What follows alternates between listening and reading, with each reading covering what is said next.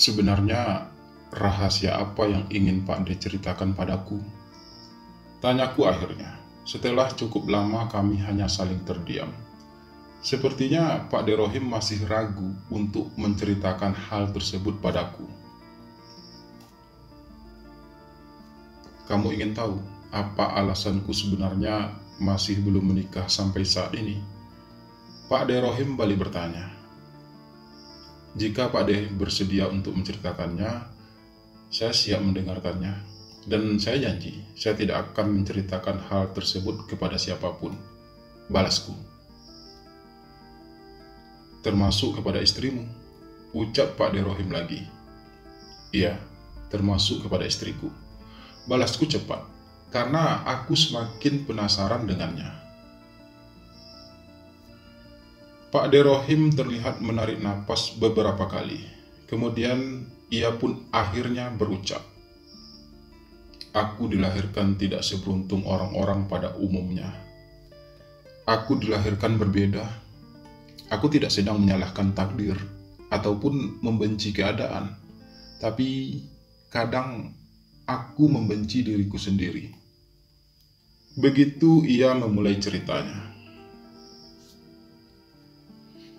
Sejak remaja, aku sudah menyadari bahwa ada yang salah dengan diriku. Pertama kali aku menyadari hal tersebut ialah ketika aku masih duduk di kelas 2 SMP. Saat itu, entah kenapa, tiba-tiba saja aku menyukai seseorang. Ia kakak kelasku, dan ia seorang laki-laki. Namanya Mario. Mario adalah cinta pertamaku. Hampir setiap malam aku selalu berkhayal tentangnya, berharap suatu saat nanti aku bisa memilikinya. Tapi aku hanya bisa memendam semua perasaan itu, karena aku sadar kalau semua itu adalah sebuah kesalahan. Lalu kemudian aku coba melupakannya, menghapus bayangannya dari ingatanku, memupus semua harapanku tentangnya. Dan aku berhasil, meski tak sepenuhnya aku bisa melupakan Mario. Tapi setidaknya, setelah ia lulus, aku tak lagi memikirkannya. Aku pikir setelah aku berhasil memupus perasaanku pada Mario, aku akan bisa menjadi laki-laki pada umumnya, jatuh cinta pada perempuan. Tapi ternyata aku salah. Pak D Rohim menarik napasnya sekali lagi. Aku sudah coba mendekati gadis-gadis, berharap aku bisa jatuh cinta kepada mereka. Tapi pada saat SMA, aku justru jatuh cinta lagi. Kali ini dengan adik kelasku, masih dengan seorang laki-laki. Dan sekali lagi, aku hanya bisa memendam semua itu. Begitulah kehidupan yang aku harus lalui selama bertahun-tahun. Jatuh cinta pada orang yang salah berkali-kali, dan selalu saja aku hanya bisa memendamnya. Aku tak pernah bisa mewujudkan satu saja dari sekian banyak impianku tentang cinta. Aku sudah coba melawan takdir itu. Aku sudah coba melawan semua perasaan itu, berkali-kali, tak terhitung. Tapi pada akhirnya, hal itu tetap terus saja terjadi. Semakin aku coba menghindar, semakin aku terjerumus di dalamnya. Akhirnya, aku coba mengikuti arus kehidupan yang sebenarnya tidak aku inginkan. Aku memutuskan untuk masuk ke dunia tersebut. Aku berkenalan dengan beberapa orang laki-laki yang punya selera yang sama denganku, menyukai laki-laki. Tentu saja melalui media sosial. Aku nikmati dunia itu. Aku tenggelam di dalamnya. Dan semakin lama, aku semakin tidak bisa keluar. Bahkan, aku pernah mencoba pacaran serius dengan seorang laki-laki. Tapi akhirnya, hubungan kami kandas. Karena memang hubungan seperti itu tidak akan pernah berujung. Sampai akhirnya aku memutuskan untuk berhenti. Aku fokus pada pekerjaan dan usahaku, melupakan semua harapan tentang sosok seorang laki-laki dalam hidupku. Aku pernah mencoba untuk menikah dengan perempuan pilihan orang tuaku, tapi gagal, karena aku tidak menemukan kebahagiaan di situ. Bertahun-tahun aku hidup dalam kesendirianku, menjaga hatiku agar tidak jatuh cinta lagi. Dan itu berhasil, meski tak sepenuhnya. Sampai akhirnya aku bertemu kamu, Antonio Sudrajat, suami dari ponakanku sendiri. Kali ini Pak De Rohim coba menatapku. Entah mengapa sejak pertama kali melihat kamu, aku jadi tertarik sama kamu. Aku merasakan jatuh cinta lagi untuk kesekian kalinya. Dan untuk kesekian kalinya juga, aku harus jatuh cinta pada orang yang salah, yaitu kamu, Ton. Itulah mengapa sejak aku mengenal kamu, aku jadi sering jalan-jalan ke kota dengan alasan untuk mengunjungi kakakku. Padahal sebenarnya aku hanya ingin melihat kamu. Padahal sebelumnya, aku hampir tidak pernah mengunjungi kakakku di kota. Dan jujur saja, aku yang meminta istrimu untuk mengajak kamu liburan di desa ini. Karena aku ingin mengenal kamu lebih dekat, Ton. Dan aku ingin sekali kamu bisa aku miliki. Meski aku sadar, kamu adalah suami dari ponakanku sendiri. Aku juga sadar, kalau kamu itu laki-laki normal, kamu tidak mungkin akan tertarik padaku. Tapi setidaknya, aku ingin kamu tahu, kalau aku sangat mencintai kamu. Aku sayang kamu, Tony. Dan andai kamu tahu, betapa besarnya keinginanku untuk bisa memiliki dirimu, meski aku hanya akan jadi yang kedua bagimu, aku rela.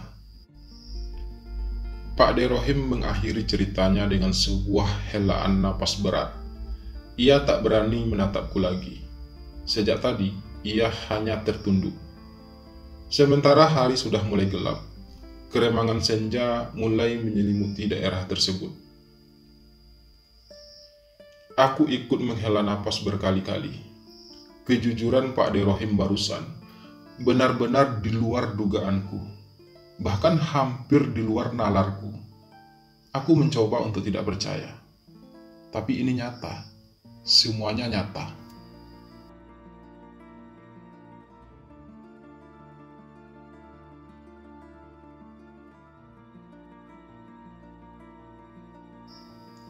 Kini setelah kamu tahu semuanya, aku pasrah, Ton. Aku hanya berharap kamu bisa menjaga rahasia ini. Dan aku juga berharap agar kamu tidak membenciku karena ini. Pak De Rohim berucap lagi, setelah cukup lama suasana hening tercipta di antara kami. Dan aku bingung, aku tidak tahu harus berkata apa. Aku kaget, tak percaya, tak berani berkata-kata apa-apa. Pak De Rohim adalah paman kandung dari istriku, dan dia adalah seorang gay. Dan lebih mengejutkannya lagi, dia mencintaiku. Lalu aku harus apa? Apa yang harus aku lakukan? Aku tak mungkin menerima cintanya, kan? Terlepas Pak De Rohim adalah paman istriku atau bukan, ia tetaplah seorang laki-laki. Dan aku tidak mungkin jatuh cinta kepada seorang laki-laki, apapun alasannya. Jelas hal itu tidak mungkin. Membayangkannya saja, aku sudah merasa jijik. Kalau saja Pak De Rohim bukan paman istriku, mungkin aku sudah pergi meninggalkannya dari tadi. Bahkan mungkin aku sudah menonjoknya berkali-kali, agar dia sadar kalau aku ini laki-laki normal. Aku mohon, Ton, beri aku kesempatan untuk bisa membuktikan betapa besarnya aku mencintai kamu. Setidaknya beri aku kesempatan untuk bisa merasakan dari laki-laki yang aku cintai. Satu kali aja, itu sudah cukup. Pak De Rohim berkata lagi, suaranya terdengar menghibah. Tidak, teriak batinku. Aku tidak mungkin menjatuhkan harga diriku sebagai laki-laki normal hanya untuk menghargai perasaan orang lain, sekalipun itu adalah Pak De Rohim, paman dari istriku. Aku ingin kita pulang sekarang, Pak De. Ucapku akhirnya dengan sangat terbata setelah tidak tahu harus berkata apa lagi. Kamu menolakku? Tanya Pak De Rohim dengan nada sangat datar. Mungkin kecewa. Bukan itu maksudku. Tapi hari sudah malam. Dan ini tidak mudah bagiku, Pak De. Bukan saja karena aku ini laki-laki normal, tapi juga karena Pak De adalah paman dari istriku. Aku benar-benar butuh waktu untuk bisa mencerna semua ini. Kepalaku rasanya pusing, Pak De. Aku mohon, kita pulang sekarang ya. Aku membalas dengan suara terbata dan bergetar. Oke, kita pulang sekarang. Tapi aku harap aku sudah mendapatkan jawabannya sebelum malam tahun baru. Ucap Pak De Rohim akhirnya memutuskan. Sebelum malam tahun baru, batinku. Itu berarti besok malam aku sudah harus punya jawabannya. Ada apa ini? Kepalaku benar-benar jadi pusing karenanya. Bagaimana kalau aku menolak? Tanyaku memberanikan diri. Apa yang akan Pak D lakukan terhadapku? Lanjutku. Aku tidak akan pernah berhenti berjuang, Ton, untuk bisa mendapatkan kamu, apapun caranya. Balas Pak De Rohim terdengar tegas. Dan sekali lagi, aku merasa dunia ini berputar-putar tiba-tiba. Apapun caranya, batinku lagi. Itu berarti Pak De Rohim akan tega melakukan apa saja untuk bisa mewujudkan impiannya tentangku. Membayangkan hal itu, aku merasa mual, ingin muntah.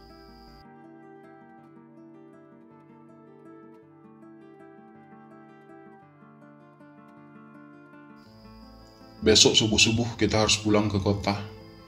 Ucapku pada istriku saat akhirnya aku sampai ke rumah malam itu. Kenapa buru-buru sih, Mas? Kita udah sepakat kalau kita pulangnya sehabis malam tahun baru. Balas istriku dengan nada sedikit heran.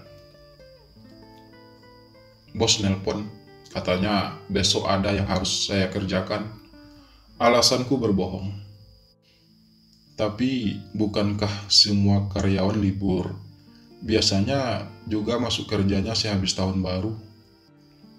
Kok sekarang tiba-tiba harus masuk kerja?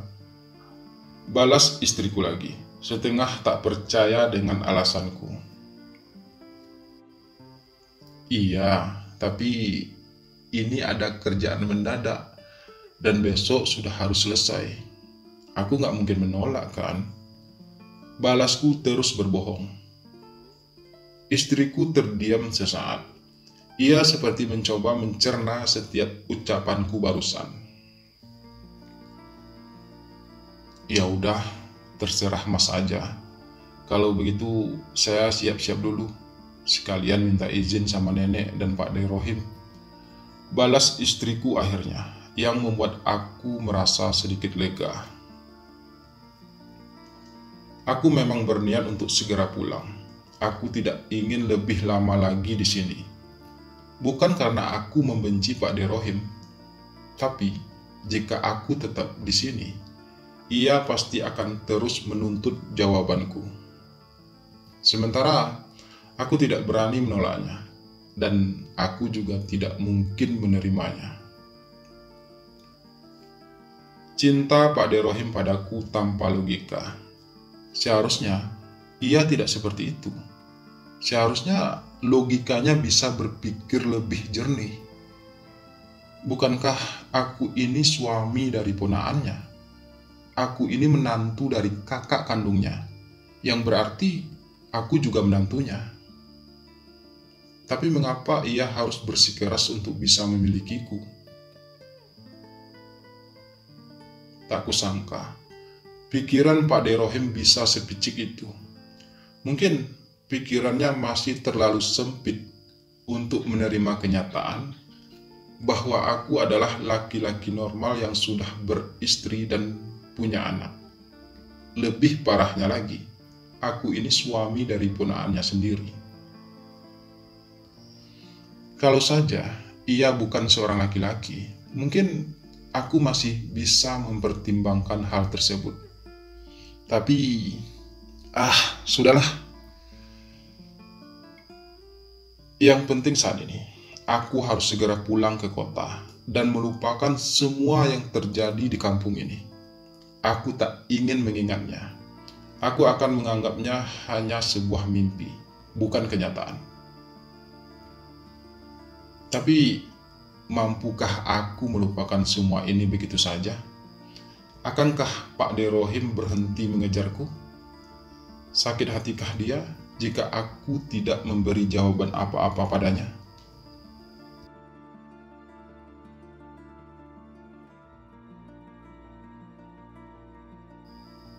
Pagi itu, subuh-subuh sekali, kami sudah bersiap-siap untuk pulang. Pak De Rohim menatapku dengan tatapan yang tidak bisa aku mengerti. Ia sepertinya tidak rela melepaskan kepergian kami. Sayang sih sebenarnya, kalian harus pulang secepat ini. Padahal nanti malam ada acara makan-makan loh. Kali ini nenek yang berkomentar. Maaf ya nek, tugasku cepat. Tapi kami memang harus segera pulang. Ada kerjaan mendadak dari bos, lanjutku. Iya, tadi malam istrimu udah cerita.